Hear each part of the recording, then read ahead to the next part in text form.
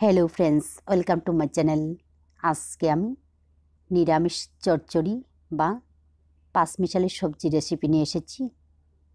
এইভাবে শীতের সবজি দিয়ে যদি পাঁচমিশালি তরকারি বা চচ্চড়ি রান্না করা হয় তাহলে একবার নয় বারবার খাবেন। তাহলে চলুন দেখে নিই নিরামিষ পাঁচমিশালি তরকারি বা চচ্চড়িটা আমি কিভাবে রান্না করব।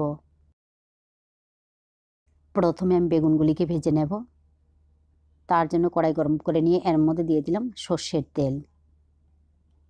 তেল ভালোভাবে গরম হয়ে গেলে এর মধ্যে দিয়ে দেব লম্বা করে কেটে নেওয়া একটা বেগুন।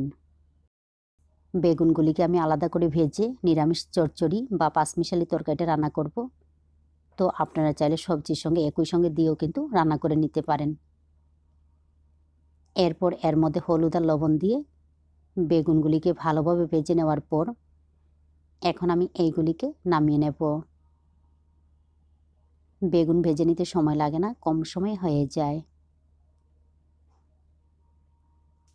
আবারও কড়াইতে দিয়ে দিলাম সর্ষের তেল। তেল গরম হয়ে গেলে ফোড়নের মধ্যে দিয়ে দিচ্ছি শুকনো লঙ্কা, তেজপাতা, 5 ফোড়ন। ফোড়নগুলিকে কয়েক সেকেন্ড ভেজে নেওয়ার পর ফোড়নের কালারটা যখন চেঞ্জ হয়ে যাবে এবারে এর মধ্যে দিয়ে দিচ্ছি টুকরো করে কেটে নেওয়া আলু, ফুলকপি।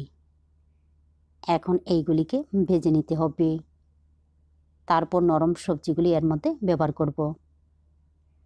তো 7 থেকে 8 মিনিট সময় নিয়ে এইগুলিকে ভেজে নেওয়ার পর এবারে এর মধ্যে দিয়ে দিচ্ছি নরম সবজিগুলি। দিয়ে দিলাম গাজর, মিষ্টি কুমড়ের ডগা, সিম। গাজরটা যদি না দিতে চান তাহলে না দিয়েও কিন্তু রান্না করা যাবে। তবে এর মধ্যে যা যা সবজি ব্যবহার করলাম সবগুলি কিন্তু ব্যবহার করতে হবে, না হলে কিন্তু ভালো লাগবে না। তারপর এর মধ্যে দিয়ে দিচ্ছি 2 চা চামচ কাঁচা লঙ্কা বাটা।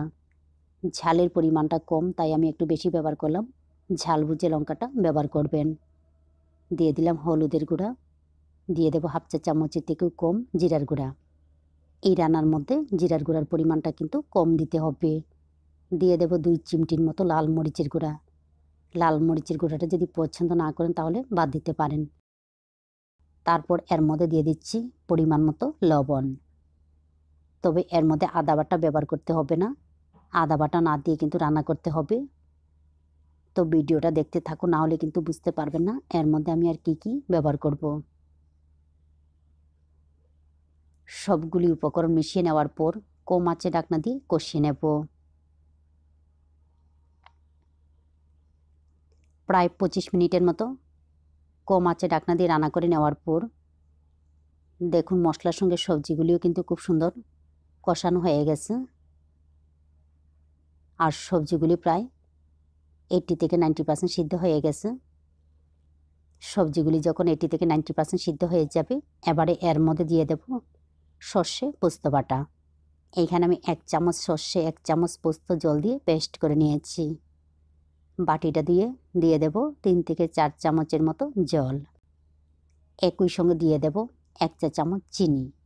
চিনিটা কিন্তু অবশ্যই ব্যবহার করতে হবে। এই রান্নাতে কিন্তু ঝাল হবে না, হালকা একটু মিষ্টি মিষ্টি ভাব থাকবে।